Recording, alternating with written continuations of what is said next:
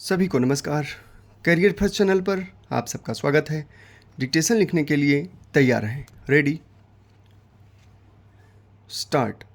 वित्त वर्ष 2023-24 की पहली तिमाही के लिए जारी आंकड़े स्पष्ट करते हैं कि कोविड महामारी के बाद केंद्र एवं राज्यों के राजकोषीय घाटे और ऋण के क्षेत्र में महत्वपूर्ण सुधार हुआ है। केंद्र का राजकोषीय घाटा सकल घरेलू उत्पाद का 5.9% रह गया है।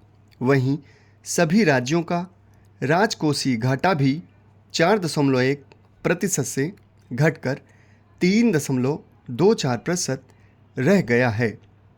परंतु ये आंकड़े सभी राज्यों के लिए समान नहीं हैं।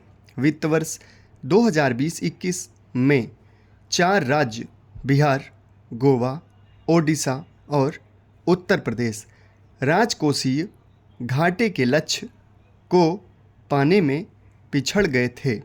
वित्त वर्ष 2023-24 की पहली तिमाही में 7 राज्य आंध्र प्रदेश, हरियाणा, केरल, पंजाब, राजस्थान, तमिलनाडु और बंगाल अपने लक्ष्य से पीछे हैं। इनमें उत्तर प्रदेश, मध्य प्रदेश और झारखंड को जोड़ दें तो ये 10 राज्य कुल देश का 50% से अधिक व्यय करते हैं। इन राज्यों का ऋण वित्त आयोग द्वारा अनुशंसित ऋण अनुपात से भी अधिक है। यह किसी एक राज्य की समस्या नहीं है, बल्कि यह पूरे देश की समस्या है। राज्यों के खर्च तो बढ़ते जा रहे हैं, परंतु उनके लिए वित्त पोषित करने की क्षमता वित्त वर्ष 1955-56 में 69% से घटकर 2019-20 में 38% ही रह गई है। वित्तीय अनुशासन के बाद भी राज्यों की स्थिति में कोई विशेष सुधार नहीं आया है। राज्यों की बढ़ती उधारियां अर्थव्यवस्था पर न सिर्फ प्रतिकूल प्रभाव डाल रही हैं, बल्कि इसका प्रभाव उन राज्यों पर भी हो रहा जो विकसित बनने की दिशा में अग्रसर हैं। राज्यों का व्यय उनकी आय से अधिक होने के कारण वे अधिक ऋण की मांग करते हैं। ब्याज भुगतान, सब्सिडी, पेंशन, कर्ज माफी आदि गैर उत्पादक व्यय के बढ़ने से राज्य सरकारों पर आर्थिक दबाव बढ़ता जा रहा है। कोविड महामारी के बाद उत्पन्न होने वाले वैश्विक जोखिम और अनिश्चितताओं के कारण विभिन्न प्रकार के घाटे को कम करना भारतीय अर्थव्यवस्था के लिए एक महत्वपूर्ण चुनौती बन गई है।